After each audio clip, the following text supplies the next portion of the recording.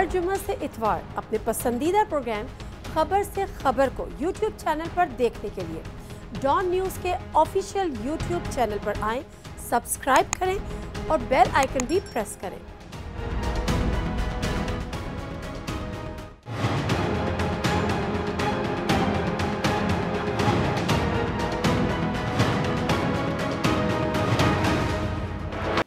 अस्सलाम वालेकुम नाज़रीन, प्रोग्राम खबर से खबर विद नादिया मिर्ज़ा में खुश आमदीद।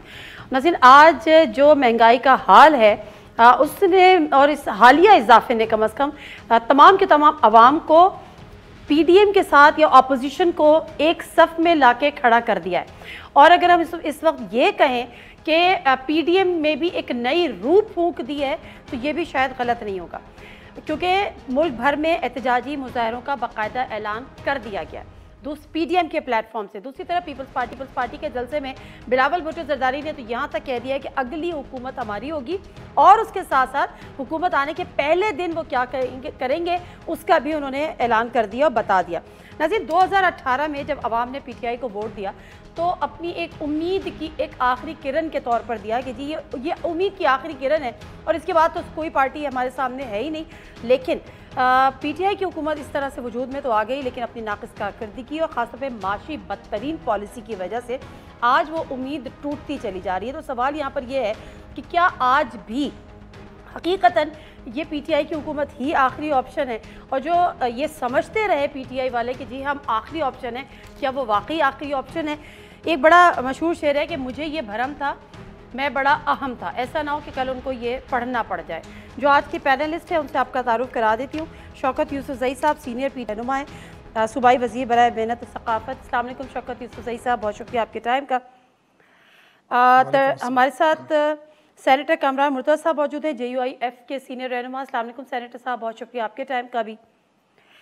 और सियासी और दिफाई तज्ज़िये का जनरल रिटायर्ड अमजद शुएब साहब भी हमारे साथ मौजूद हैं। अस्सलाम वालेकुम जनरल साहब, बहुत शुक्रिया आपके टाइम का भी। अच्छा कामरान मुर्तज़ा साहब, हुकूमत को तो आप जो भी कहेंगे वो कहेंगे, लेकिन पहले मुझे बताएं कि ये हकीकत नहीं है कि ये जो पीडीएम का जो फैसलाबाद का जलसा था और 10 रुपये का इजाफे का ऐलान पेट्रोलियम मसनूआत में पेट्रोल की कीमतों में, इस इजाफे के ऐलान ने पीडीएम में एक नई रूह फूंक दी। अदरवाइज आप लोग के लिए कोई माजरत के साथ ये वर्ड यूज़ करिए, कोई नया मंजर बेचने को था नहीं। इमरान खान अपोजिशन से मिले हुए हैं, इनफैक्ट इनको अपोजिशन की जरूरत ही नहीं थी। इस हुकूमत जो है वो ये खुद अपने ये तो बेहतरीन बात किया आपने। नहीं, है ये बात वैसे तय है ना कि ये इमरान खान साहब ने आपके साथ भलाई की है। ये जो पेट्रोलियम मसनूआत की कीमतों में इजाफा किया, सेम डे की है, मगर लोगों के साथ बहुत बड़ी बुराई की है, लोगों को तबाह करके इन्होंने रख दिया। नो, इसमें तो कोई शक नहीं है। मैं तो मतलब मेरे जैसा आदमी जब पेट्रोल डलवाता है, सुन के आ रही हूँ, चला ही नहीं सकती। मेरे जैसा आदमी भी जब पेट्रोल डलवाता है तो उसको तकलीफ पहुंचती है। बस जो आम आदमी, जो मतलब जिसकी इनकम कम होगी, आम आदमी से मुराद ये, मैं भी आम हूँ, मगर वो बेचारा तो रोता होगा। पेट्रोल गाड़ी या पेट्रोल के बगैर गुजारा नहीं है, और हालत ये है कि पेट्रोल जो ना 137 पे चले गए। बिल्कुल सही। अच्छा, जो मुजाहिरों के आप लोगों ने और एहतजाज के ऐलान किए हैं, ये 2 हफ्तों के लिए किए हैं, मतलब इसका कोई हुकूमत को गिराने से या हुकूमत को ख़त्म करने से कोई ताल्लुक नहीं है, ये सिर्फ प्रेशर बिल्ड करने वाली बात है। मैं सही कह रही हूँ? इसको ऐसा है कि हुकूमत भी गिरेगी इंशाल्लाह ताला, मगर इसके थोड़े से अरसे के बाद गिरेगी। थोड़ा सा लोग जो है ना वो मोबिलाइज हो जाएंगे। बहुत बड़ा एक वक्फा आ गया था। अच्छा, वार्म अप मैच खेलने जा रहे हैं, ठीक है, ओके, कहीं जनरल साहब लकीरों का शायद ताल्लुक था, उन्होंने ऊपर नीचे लकीरें लोगों पे भी लगाई थी। मौलाना बीमार हो गए, एक पार्टी चली गई, दूसरी पार्टी इनएक्टिव हुई। सर तो मैं वही कह रही हूँ ना, एक नई रूप तो फूंक दी है और खुद इस हुकूमत ने पीडीएम में फूंक दी है। बट मैं वापस आती हूँ। जनरल साहब जरा क्विक मुझे रिप्लाई कीजिएगा। पीटीआई हुकूमत के 3 साल, 1 साल हुआ हालात बेहतर हो जाएंगे, 100 दिन का प्लान दिया बेहतर हो जाएंगे, 2 साल बाद बेहतर हो जाएंगे, 3 साल बाद कप्तान डट गया क्रीज पे। सर संभल ही नहीं रही, मईशत नहीं संभल रही, उसके बावजूद जो फैसले कर रहे हैं वो तो फिर माशाल्लाह माशाल्लाह। देखिए, पहली बात तो ये है, जो आप नई रूह फूंकने की बात कर रहे थे, वो रूह शू तो निकल गई। जो अब एक दफा निकल जाए रूह तो फिर वो दोबारा तो वापस आती नहीं। तो जहां तक हुकूमत का ताल्लुक है, इन्होंने मौका जरूर फराहम किया है इस वक्त ऑपोजिशन को कि एक इशू बड़ा जबरदस्त है उसको लेके आगे चले, और वो इशू है महंगाई का। महंगाई का इशू जो है वो मैं समझता हूं कि अवाम को इससे भी बड़ी मायूसी होगी जब वो देखेंगे कि अगली हुकूमत भी उसके लिए कुछ नहीं कर सकी। असल मसला ये है कि महंगाई तो एक इंटरनेशनल फिनोमेना इस वक्त चल ही रही है, लेकिन जिनके पल्ले पैसे हैं, जिन हुकूमतों के जेबों में पैसे हैं, वो अपने लोगों को रिलीफ देते हैं सब्सिडीज के जरिए, ताकि कुव्वत खरीद अगर नहीं बढ़ी तो कम से कम कीमतों को कुछ उनकी कुव्वत खरीद के अंदर ले आया जाए, खास तौर पे उन आइटम्स का जो खुराक के आइटम है, खाने पीने की जरूरियात है लोगों की, ताकि अवाम को खुराक में दिक्कत न हो, वो चीजें मिलती रहें। अब पाकिस्तान जैसा मुल्क जो कि कर्जों पे पल रहा है और इधर तवज्जो नहीं है किसी की के कर्जे उतारने कैसे हैं, ना कोई स्ट्रेटजी है, तो आप देख लीजिए कि मकरूज कौम कर्जा कहां से देगी ये सब्सिडी। पहले ही आप अपना बजट अगर देखें तो अपनी इनकम, अपनी कमाई से ज्यादा आप खर्चा कर रहे हैं, हर साल मजीद कर्जे ले रहे हैं, तो ये तो कोई जिंदा कौमों के या जिंदा रहने वाले तौर तरीके नहीं। सर नहीं, बिल्कुल आपकी बात तो बिल्कुल दुरुस्त है, लेकिन मसला यहाँ पर यह है कि मैं वापस आऊँगी शौकत यूसुफजई साहब, IMF से आपको 6 अरब डॉलर की जो पैकेज था उसकी बहाली चाहिए थी। अभी तक इतलात ये हैं कि आपने पूरी कोशिश की, वज़ीर ख़जाना कह रहे थे हम ऐसा कुछ नहीं करेंगे, नए टैक्सेस नहीं लगाएंगे, टैरिफ नहीं बढ़ाएंगे, लेकिन वो सब कुछ करना पड़ा जो कि आपकी हुकूमत की पॉलिसीज़ के या आपकी हुकूमत के मंशूर के खिलाफ जाता है, लेकिन उसके बावजूद आप IMF को नहीं मना सके। अब इसमें मुझे बताएं कि ये आपकी माशी पॉलिसीज़ की नाकामी है या नाकामी अभी भी नहीं है? बिस्मिल्लाहिर्रहमानिर्रहीम। देखिए, जहाँ तक पेट्रोल, तेल, बिजली, ये इन चीज़ों की महंगाई का ताल्लुक है ना, तो इसका तो देखें आलमी मार्केट से इसका ताल्लुक है ना। अब तेल तो पाकिस्तान के अंदर नहीं है ना, पाम ऑयल आप देखें मलेशिया से मंगाते हैं, सबसे बड़ी मंडी वहीं पे, वहीं से तेल मंगाया जाता है। अब 1 साल पहले वो $500 पे था, आज वो $1600 पे पहुंच गया। तो ये तो जिस तरह जनरल साहब ने कहा, ये आलमी फिनोमेना है। इसका आप ये कहें कि जब पाकिस्तान की कीमत बढ़ने का आलमी फिनोमेना क्या है सर? बिल्कुल मैं बता रहा हूँ आपको ना, या हाँ। बिजली का तो बहुत बड़ा है, आपको नहीं पता है कि जो बिजली घर आपने बनाए थे नवाज शरीफ के दौर में और उसके दौर में पीपल्स पार्टी के दौर में, 2,500 अरब रुपए आपको 2030 तक देने पड़ेंगे, चाहे आप बिजली इस्तेमाल करें या ना करें। एवरी ईयर 10% जो है उसका किराया बढ़ रहा है बिजली घरों का, आपको सालाना कितना पैसा देना पड़ता है। तो ये तो जिस तरह आप बात कर रहे हैं, तो 600 अरब रुपए तो आपको सालाना, सिर्फ चाहे आप इस्तेमाल करें या ना करें। ये मायदा किया है, ये मायदा इमरान खान ने तो नहीं किया है। अब 600 अरब रुपए आप सिर्फ बिजली घर को दे रहे हैं किराया, तो ये जुल्म किसने किया है? इमरान खान ने किया है। ये तो कौम को पता ही नहीं है ना, कौम को एक रुख बताया जा रहा है कि जी महंगाई है। अब देखो तेल, आप $40 का बैरल था। सही साहब, आप बिल्कुल सही कह रहे हैं। अच्छा मेरी बात, आप बिल्कुल सही कह रहे हैं, जो इंटरनेशनल मार्केट के जो प्राइसेस होते हैं उसका इम्पैक्ट होता है। ओगरा एक ऑटोनमस बॉडी है जो रेगुलेट करती है, प्राइसेस को भी रेगुलेट करती है, उसकी अपनी कैलकुलेशंस होती हैं। ओगरा की समरी जाती है प्राइम मिनिस्टर हाउस, वहाँ से ये फैसला होता है कि जी कितनी कीमत बढ़ानी है। समटाइम ये होता है कि ओगरा कहती है जी आपने 5 रुपये बढ़ाने, वज़ीर आज़म कहते हैं नहीं बहुत ज़्यादा बोझ पड़ जाएगा, बस 2 रुपये बढ़ा दें। लेकिन समटाइम इस दफ़ा ये हुआ है, और पिछली दफ़ा भी ये हुआ कि पिछली दफ़ा ओगरा ने कहा कि जी 1 रुपये बढ़ा दें, इंटरनेशनल मार्केट की प्राइस बढ़ी, हमारी हुकूमत ने 5 रुपये बढ़ा दिए। इस दफ़ा उन्होंने कहा कि जी आप 5 रुपये बढ़ा दें, हुकूमत ने 10 रुपये बढ़ा दिए। तो ये जो ओगरा की समरी से मजीद जाके बढ़ाए जा रहे हैं, या ओगरा भी वो इदारा है जो कि कैपेबल ही नहीं हो रहा प्राइस रेगुलेट करने में, मामलात को कैलकुलेट करने में, या आप अपनी तरफ से ज़्यादा बढ़ा रहे हैं? आपको बात बताऊं, आप अगर गैस ले लेना तो गैस 2019 से अभी तक उसमें कोई इजाफा नहीं हुआ।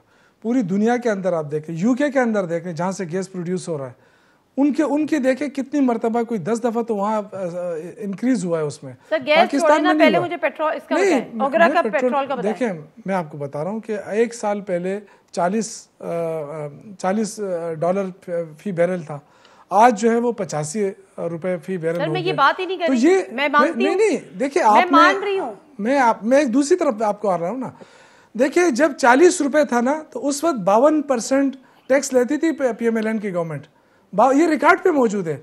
आज अगर 85 पे चला गया है ना, तो आपका जो वो टैक्स है वो 6% पे आ गया। सवाल ये तो हुकूमत तो ये कर सकती है ना। नहीं है नहीं देखिए हुकूमत, मेरा सवाल मुझे मेरी बात सुने ना, देखिए आपने देखें आपने मुल्क चलाना है, आपने मुल्क चलाना है, और मुल्क इस तरह नहीं चलता कि आप कहें कि जी एक तरफ कर्जे बढ़ रहे हैं, यानी कर्जे उतारने के लिए कर्जे लेने पड़ते हैं।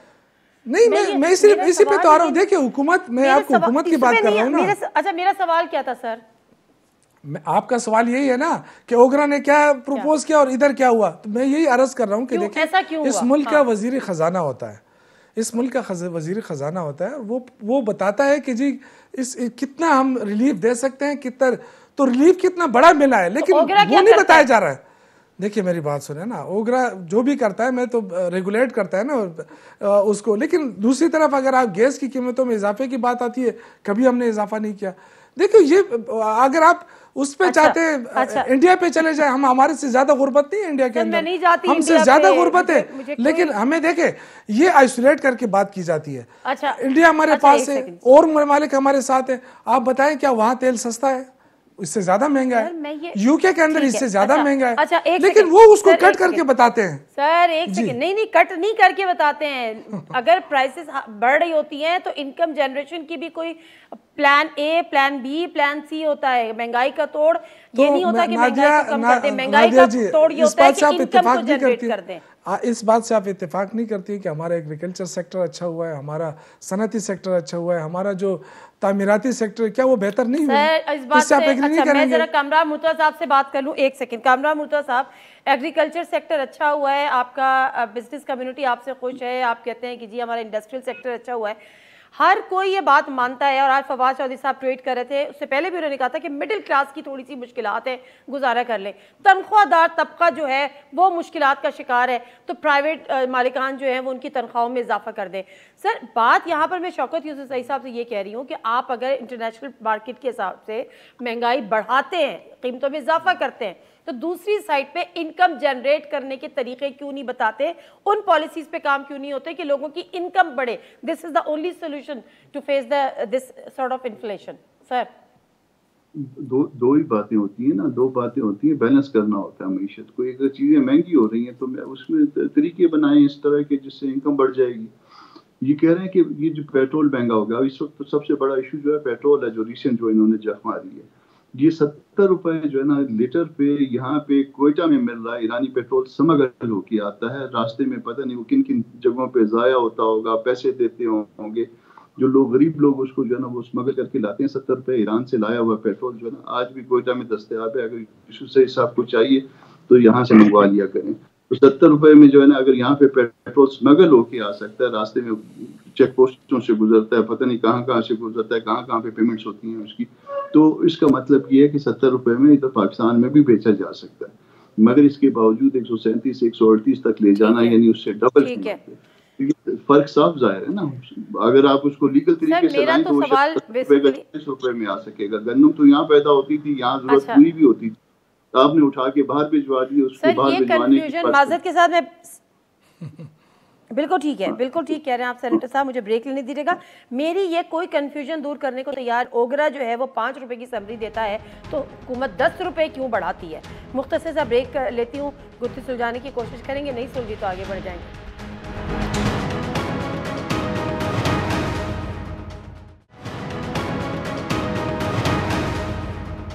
नाज़रीन प्रोग्राम एक दफ़ा फिर आपको खुशामदीद कहते हैं। और जनरल साहब ज़रा मैं आपकी तरफ आती हूँ। आपने कहा कि अगर पैसे वाले मुल्क होते हैं तो फिर कोई मसले नहीं होते, माशी मसले नहीं होते, पैसे लेते हैं, सब्सिडी देते हैं, सारी चीज़ें मैनेज हो जाती हैं।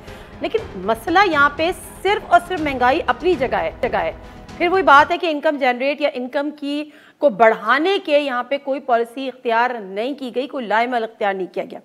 अभी मैं फ़ारूक सलीम साहब से बात कर रही थी, अब इसमें बताएं कि इसमें माशी सूरत हाल का क्या अमल दखल है। वो कहते हैं कि DGI साहब yet to be notified, NAB chairman yet to be notified, minister of finance yet to be notified. अब मुझे बताएं कि इसका पाकिस्तान में पैसे हैं या पैसे नहीं है से क्या लेना देना? ये तो कुली नाअहली है। देखिए यहाँ पे जो सबसे बड़ा अलमिया हुआ है, PTI ने जो बहुत बड़ी गलती की है वो ये है कि बहुत सारी चीजें जो कि आपने पार्लियामेंट में ऑपोजिशन के साथ मिलके करनी है, ऑपोजिशन आपके सिस्टम का हिस्सा है, उसको आप इग्नोर नहीं कर सकते, आप खत्म नहीं कर सकते। आप मुकदमों की बात करते हैं, एनआरओ की बात करते हैं, वो होते रहे, उसका कोई वास्ता नहीं, जबकि पार्लियामेंट का काम चलना चाहिए और उसमें ऑपोजिशन का बहुत ही इंपॉर्टेंट रोल।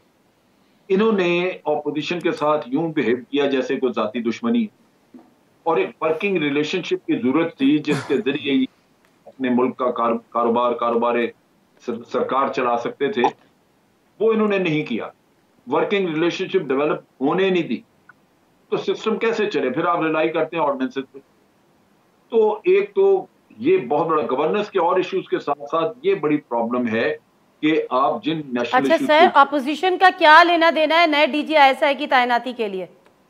नहीं, वो तो एक चीज है, मैं उस पर भी आता हूं, लेकिन आप देखिए कि अगर आपने चेयरमैन नैब लगाना है या आपने इलेक्शन कमीशन में चीफ इलेक्शन कमिश्नर का करना है, इलेक्शन कमीशन में और लोगों को अपॉइंट करना है, औरत की जरूरत है। उसके अलावा भी जैसे आप FATF के लिए कवानीन बनाने लगे, आप देखा आपने कि फिर कंफ्रंटेशन शुरू हो गई। क्यों नहीं आपकी एक अंडरस्टैंडिंग के कम अज कम जो हमारे नेशनल काम है उनके ऊपर। अब इसमें जो DGISI का मसला है ये टोटली अननेसेसरी। इसमें जब भी आप कोई अपना आदमी या आप अपनी तसल्ली के मुताबिक कोई लगाना चाहेंगे, उसका इंप्रेशन ऑपोजिशन में यही जाएगा कि ये अपना लगा के, जिस तरह नैब में अपना लगाना चाहते हैं या जिस तरह यहाँ पे इलेक्शन कमीशन में लगाना चाहते हैं अपने लोग, इसी तरह ISI में अपना ठोकें। आप सोचिए कि एक अदारा है जिसको न्यूट्रल रहना चाहिए। सर अभी भी माजरत के साथ यही इंप्रेशन है, मुझे नहीं पता, मरियम नवाज साहबा अभी भी यही बातें कर रही हैं। अगर आप उनकी तकरीर सुने तो आज वो भी अभी भी वो यही बातें कर रही हैं, अभी भी उनको या उनकी जमात को यही इंप्रेशन है। But let me move forward. Kamran Murtaza साहब, ये चीज बढ़ेगी और आपके लिए मुश्किल पैदा करेगी। आप इसको एक अदारे को जो कि एक कौमी है उसको आप क्यों करना चाहते हैं कंट्रोवर्शियल? लेकिन वो बस ये है कि exactly sir, this is exactly my point. Shaukat Yousafzai साहब, अब मुझे बताएं कि ये चीज़ें जो मैंने बताई हैं, जो फारूक सलीम साहब ने पॉइंट आउट भी की हैं, DGISI, NAB chairman, minister of finance, या टू बी डिसाइडेड या टू बी नोटिफाइड, सर ये तो इसका तो मईशत से कोई ताल्लुक नहीं है ना, इसका तो पैसे के लेन देन से या इंटरनेशनल मार्केट से कोई ताल्लुक नहीं है।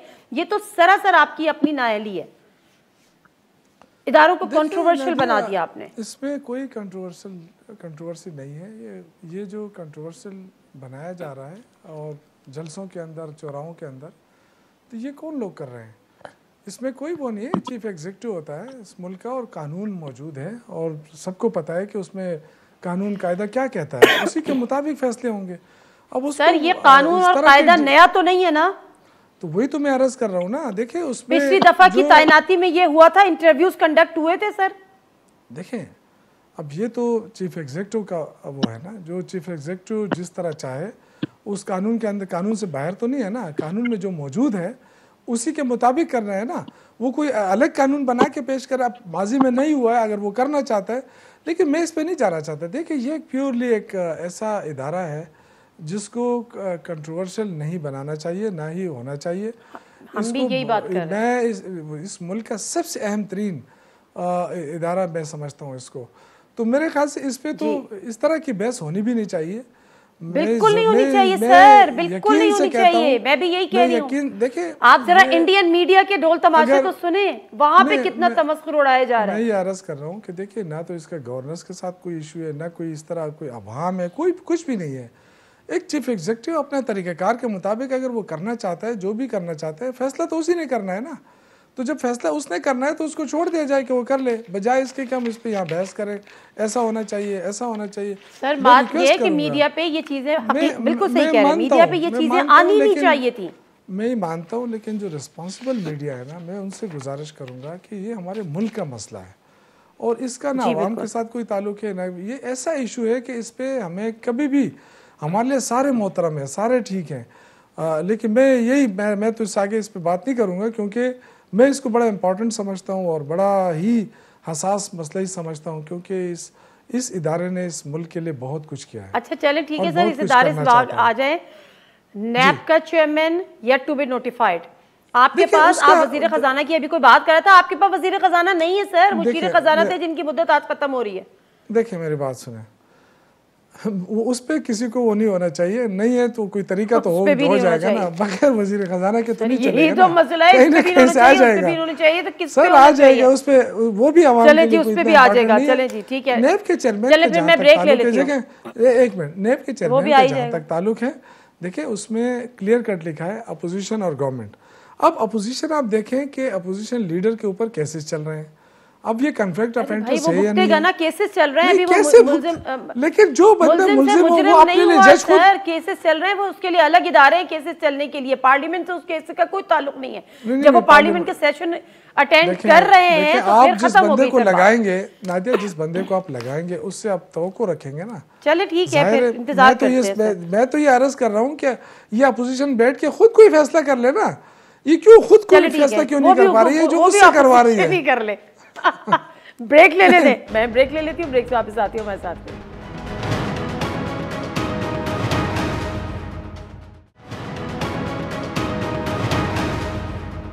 प्रोग्राम एक दफ़ा फिर आपको खुशामदीद कहते हैं। मौलाना फजलुर रहमान साहब जो कि पीटीएम के सरबराह भी हैं, जब वो आज इस्लामाबाद में मीडिया से बातचीत कर रहे थे तो हमने कुछ उनका चलाया भी था, लेकिन अब उनका कहना यह है कि मुल्क भर में 2 हफ्ते के लिए मुजाहरे का ऐलान करते और हर ज़िले हेडक्वार्टर में मुजाहरे किए जाएंगे। गरीब आदमी खुदकुशियों पर मजबूर हो चुका है, महंगाई के खिलाफ मुल्क भर में तहरीक चलाएंगे। पहला मरहला मुकम्मल होने के बाद पीडीएम आइंदा के लाहे अमल का ऐलान करेगी। तो सेनेटर कमरान मुर्तज़ा साहब, क्या मैं ये समझूं कि पिछली नाकामियों को देखते हुए अब आप लोग हर कदम बड़ा फूक फूक कर रख रहे हैं? मतलब ये कुछ नहीं कि हुकूमत जाए, हुकूमत आर या पार वाली बात भी नहीं है, हुकूमत को गिराने का भी कोई तस्करा नहीं है, हुकूमत को घर भेजने का भी कोई तस्करा नहीं है, ये ट्रायल बेसिस पे 2 हफ्ते के लिए एहतजाज होंगे, फिर देखेंगे अवाम आपके साथ है या आपके साथ नहीं है।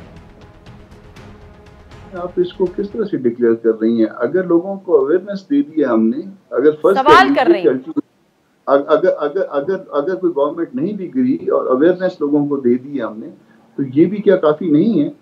देखिए आज 3 साल के बाद लोग उस बात से जो हम पहले दिन कर रहे थे उस बात से इत्तेफाक कर रहे हैं या नहीं कर रहे हैं? इस नतीजे पे सारे लोग पहुंच गए। जो मौलाना साहब कह रहे थे पहले दिन, वो आज दुरुस्त साबित हुआ। तो ये अगर दुरुस्त साबित हुआ तो हमने जो है ना वो एक चीज जो उनको दे दी है, वो मेरा ख्याल है कि उनकी जो एजुकेशन हो गई है। आइंदा अवाम इस तरह के मामलात में एहतियात बरतेंगे और वो भी एहतियात बरतेंगे जिनकी वजह से। एक सेकंड, माजरत के साथ आप किस अवेयरनेस की बात कर रहे हैं? नहीं एक सेकंड सर, आप किस अवेयरनेस की बात कर रहे हैं कि वो आपने अवाम को दे दी है? अवेयरनेस की जिस तरह से गवर्नमेंट्स जो है ना वो लाई जाती है, जिस तरह से गवर्नमेंट्स को रुख्सत किया जाता है, जिस तरह से गवर्नमेंट्स लाई जाती हैं, हम इस अवेयरनेस की बात कर रहे हैं। असल में जब तक आप बुनियादी बुराई को दूर नहीं करेंगे, बुनियादी खराबी को दूर नहीं करेंगे। सर माजरत के साथ आप इस इशू पे अवाम को घरों से नहीं निकाल सके। माजरत के साथ ये बात करके वोट को इज्जत दो, आईन फला, जमहूरियत की बालादस्ती, इस इशू पे आप अवाम को सड़कों पे नहीं निकाल सके, बल्कि आप लोग घरों पे बैठ गए थे। महंगाई का इशू पहले दिन से था, वो आज भी है। इस मामले पे महंगाई का इशू जो है वो आहिस्ता आहिस्ता जो है ना वो बढ़ता गया और इस स्टेज तक आया है। गो कि हम इस मामले पे अवाम को पूरी तरह उसमें वो नहीं कर सके, मगर उसमें कुछ पॉलिटिकल पार्टीज का भी कसूर था और वो कसूर जो है ना वो शायद वो एक वक्त आएगा जिसको वो मानेंगे। कुछ पार्टियां जो है ना वो इस मामले को स्लो करने में शामिल नहीं है और कुछ पार्टियां अलहदा होकर इस मामले को खराब कर चुकी हैं। तो जो कि वो खराब कर चुकी हैं, मगर ठीक है अब जो हालात आ गए वापस आते हैं तो लोग अल्टीमेटली मामला हमारे साथ चलेंगे। ठीक है, अच्छा अब मसला ये है कि जनरल साहब ये अभी भी मुंतशिर अपोजिशन है, मुत्तहिद अपोजिशन नहीं है। आज बिलावल भुट्टो ज़रदारी साहब ने कहा कि जी हम तो तहरीक पहले से चला रहे थे इस महंगाई के खिलाफ, हमारी वो तहरीक जारी रहेगी। मौलाना साहब ने कहा कि पीपल्स पार्टी को मनाने का कोई ऑप्शन मौजूद नहीं है। तो ये मुंतशिर अपोजिशन कुछ बिगाड़ सकेगी या ये बस 2 हफ्ते मुजाहरे करके ठंडे होके बैठ जाएंगे? देखिए नादिया, रोज़े अव्वल जब अभी हल्फ उठाने थे तो मौलाना सर पे कफन बांध के तहस नहस करने के लिए बाहर निकले, सबको कहा कि आप हल्फ मत उठाएं, लेकिन किसी ने मौलाना की बात नहीं मानी और अब भी ये मर्जी नारे लगाते रहे। वो मेरा ख्याल है कि आपस में लोगों के मुफादात मुख्तलिफ हैं, राय मुख्तलिफ है और 3 साल में कौन सा हरबा जो नहीं किया ऑपोजिशन ने जो कि कामयाब हो सकता था, नहीं। तो इससे तो अब ऑपोजिशन को सबक लेना चाहिए कि अब आराम से बैठ जाएं। इसमें खराबी क्या है? वो ये है कि आराम से बैठी हुई है मैं यही कह रहा हूं कि चैन करें। अब इसमें खराबी ये है कि एक हुकूमत को अगर आज आप धक्का मार के बाहर करें तो जिस दिन दूसरी हुकूमत आएगी ये लोग उसके पीछे लग जाएंगे धक्का मार के बाहर करने के लिए। आप सबसे इंपॉर्टेंट चीज ये थी जो मैं ये कह रहा हूं कि महंगाई का किस्सा जो चल रहा है, अगर लेट से कि इनकी हुकूमत खत्म होती है दूसरी आ जाए तो क्या वो महंगाई खत्म कर लेगी? उनके पास में क्या है, उनके पास कौन सा जादू है? ठीक है, ठीक है, ये मैं जरूर इस पे बात करूंगी, लेकिन एक सेकंड सर, जनरल साहब एक सेकंड सर रुकिएगा। कामरान मुर्तजा सर, आपने आज जो ये ऐलान किया एहतजाज का, इसमें PMLN ऑन बोर्ड है आपके साथ? जी हाँ, बिल्कुल, इस पे PMLN से मशवरे के बाद ये ऐलान किया गया है और वो हमारे साथ है। अच्छा, क्योंकि PMLN का कोई नुमाइंदा मुझे उस मीडिया टॉक में नजर नहीं आया। नहीं, वो उनके मशवरे बगैर, उनकी मुशावरत के बगैर कोई काम नहीं होता। जो भी पार्टियां जो इसमें PDM में शामिल है, उनकी मुशावरत के बगैर कोई ऐसी बात नहीं कहते मौलाना।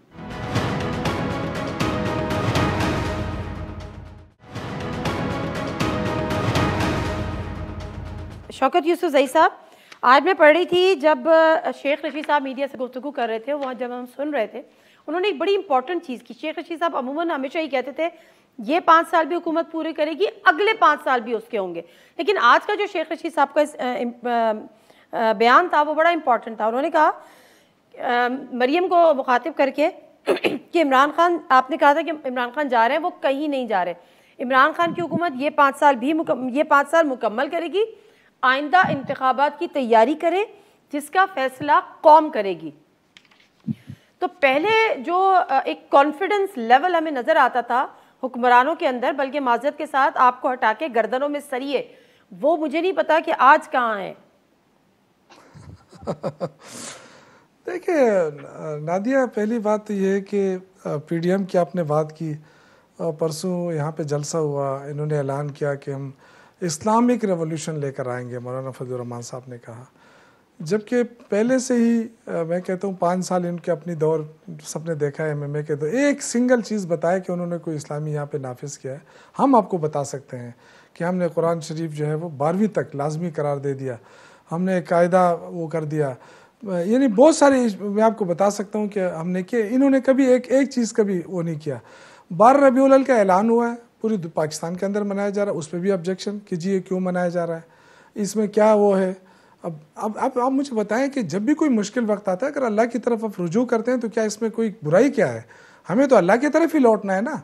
दूसरा ये कि मदीना रियासत नहीं, मैं ये कह रहा हूँ मदीना की रियासत की बात तो इमरान खान कर रहा है, तो ये कौन सी इस्लामिक रेवोल्यूशन की बात करें? उनको सपोर्ट करें ना, वो नहीं कर सका तो आप हिम्मत करें ना, आप उनकी सपोर्ट करें।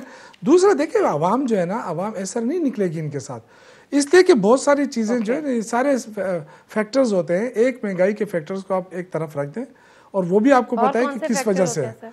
नहीं, मैं आपको बता रहा हूँ कि उसमें बहुत सारे गैर मुल्की फैक्टर्स भी है ना महंगाई के अंदर। दूसरे फैक्टर्स मैं आपको बताऊँ ना, कोरोना गुजरा, कितना बड़ा कोरोना, कितने दुनिया को हिला के रख दिया कोरोना ने। पाकिस्तान में अल्लाह के फजल से बेहतरीन तौर पे हैंडल हुआ ना, और जो कंस्ट्रक्शन कंपनियां उनको रिलीफ दिया, उससे रोजगार जनरेट हुआ, आपकी तरसीलात जो है वो बुलंदतरीन सतह पे पहुंची हुई है, आपकी बरामदात में इजाफा हुआ है। तो ये तो एक अच्छी सिमत की तरफ गवर्नमेंट गई है ना। बाकी जो महंगाई आई है उसमें बहुत सारे फैक्टर्स हैं, उसमें सबसे बड़ा गैर मुल्की फैक्टर है, जहाँ से आप तेल मंगाते हैं, जहाँ से आप ऑयल मंगाते हैं, जहाँ से आप। मसला ये है कि आपका पढ़ाया हुआ सबक याद है कि जब पेट्रोल महंगा होता है तो हुक्मरान चोर होता है, आपने कहा था, आपके लीडर ने कहा था, हमने नहीं कहा था। मैंने आपसे कहा, मैं आपको रिकॉर्ड पे बात करता हूँ कि 40 रुपए $40 जब $40 फी बैरल था तो 52% जो है वो टैक्स वसूल कर रही थी नून लीग, इसलिए हम कह रहे थे। आज हम 6% ले रहे हैं, जबकि $85 पे पहुंचा है। सर ये एक लंबी बहस है, डॉलर को भी आपने छोड़ दिया है, डॉलर ऊंची उड़ान है, लंबी बहस है। एक सेकंड सेनेटर साहब, वन लाइनर दीजिएगा। पीपल्स पार्टी PDM के साथ ऑन बोर्ड नहीं है, रखना भी नहीं है उनको। देखिए, पीपल्स पार्टी कुछ बातें जो ना ऐसी हैं जिस पे अभी भी एक्सक्यूज कर ले तो मेरा ख्याल है वो वापस आ सकते हैं, जिसमें एक सबसे बड़ा जो बेट्रे हुआ था वो यूसुफजई गिलानी वाला सेनेट वाला मामला था, जिसमें वो एज ए अपोजिशन लीडर जो ना उन्होंने बनने के लिए बाप से वोट लिए और जो तयशुदा अमूर थे उसको वो रजू कर लें, उस पर सॉरी कर लें, वो आगे आ जाएं वापस, बाकी चीज़ें भी ठीक हो सकती हैं। मगर कम अज कम जो है ना, इवन वो स्टार्ट वो रिटेन भी कर ले, मगर कम अज कम सारी जरूर करें। ये एक मैसेज है आपका पीपल्स पार्टी के लिए। जनरल साहब, जब हम ये कहते हैं और ये कहीं पावर कॉरिडोर में ये बात समझी जाती है कि जी हमें ये भरम है, हम ही सबसे अहम है, लेकिन बिलावल भुट्टो जरदारी साहब ने कहा ये हुकूमत गिरने वाली है, उल्टी गिनती शुरू हो गई है, अगली हुकूमत हमारी है, पहले दिन हम आवाम को रिलीफ देंगे, तनख्वाह में इजाफा करेंगे, पता नहीं क्या क्या क्या क्या करेंगे। ये 100 दिन की बात करते हैं, उन्होंने 1 दिन की बात की है। सर, इनके अलावा कोई ऑप्शन नहीं है इस वक्त? देखिए, जहाँ तक बिलावल का ताल्लुक है, उनकी ऑप्शन यही है कि सिंध में वो मजे से बैठे हैं, जितने करप्शन के केसेस हैं, जो कुछ है वो सिंध में है, वहां कोई भी गवाह आगे आ नहीं सकता, केसेस प्रूव हो नहीं सकते, वो राजी हैं वहां पे। आप देख लीजिए कि उज़ैर बलोच के ऊपर 100 से ज्यादा कत्ल रिकॉर्डेड उसके एतराफी बयान मौजूद हैं, लेकिन अभी तक वो 15 या 16 में बरी हो चुका है, क्योंकि कोई विटनेस नहीं, कोई अदालतों से, क्योंकि गवाह को ये आगे नहीं जाने देते, पुलिस अपनी, तो वो क्यों छोड़ेंगे? जहां पे आपने सारा खेल खेला है वहां आपकी बादशाहत है।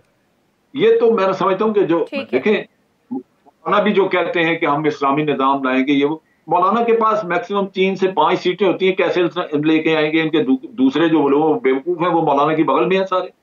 इमरान खान को हटाने का एक उनका मिशन सबका इकट्ठा, लेकिन ये इस्लामी निजाम लाने का मिशन तो किसी का भी नहीं है वहां पे। और ऐसे ही बिल्कुल ठीक है, बिल्कुल ठीक है। प्रोग्राम का वक्त साहब बिल्कुल खत्म हो रहा है। शौकत यूसुफ सईद साहब, जाते जाते एक सवाल, हालिया महंगाई में इजाफे की रोशनी में अपनी कीमती राय से आगाह कीजिएगा कि सर इन हालात में टमाटर खाने हैं कि दही खाना है? देखिए, मेरे ख्याल से ये महंगाई है, इसमें कोई शक नहीं है, और हम जैसे लोग भी उससे मुतासिर हो रहे हैं, लेकिन ये कि जाहिर है महंगाई कोई ऐसा नहीं है कि सर अभी टमाटर का इस्तेमाल करें या दही का, या दोनों छोड़ दें? नहीं, मैं तो खैर इस तरह नहीं कहूँगा। मैं ये अर्ज़ कर रहूँगा कि महंगाई है, मुश्किलात हैं, और पूरी कोशिश हो रही है हुकूमत की तरफ से कि अल्लाह करे कि महंगाई में कमी आए, और पूरे उसके लिए कोशिश हो रही है। मैं ये नहीं कहूँगा। और एहसास प्रोग्राम और पनाहगाहें और ये सारी इसीलिए थी कि गरीब आदमी को सपोर्ट मिले। फिर दूसरी बात ये कि हमने हेल्थ सिस्टम फ्री कर दिया टोटल हमारे सूबे के अंदर, पंजाब के अंदर भी हम करने जा रहे हैं, तो एक रिलीफ तो ये भी आवाम को मिल रहा है ना। तो ये फिर इसके अलावा हम एजुकेशन कार्ड दे रहे हैं, किसान कार्ड लेकर आ रहे हैं हम आपके रिलीफ के। बहुत शुक्रिया शौकत यूसुफ सईद साहब, सैनी साहब बहुत शुक्रिया, जनरल साहब बहुत बहुत शुक्रिया। प्रोग्राम से नादिम मिर्जा को इजाजत दीजिए, अल्लाह हाफ़िज़।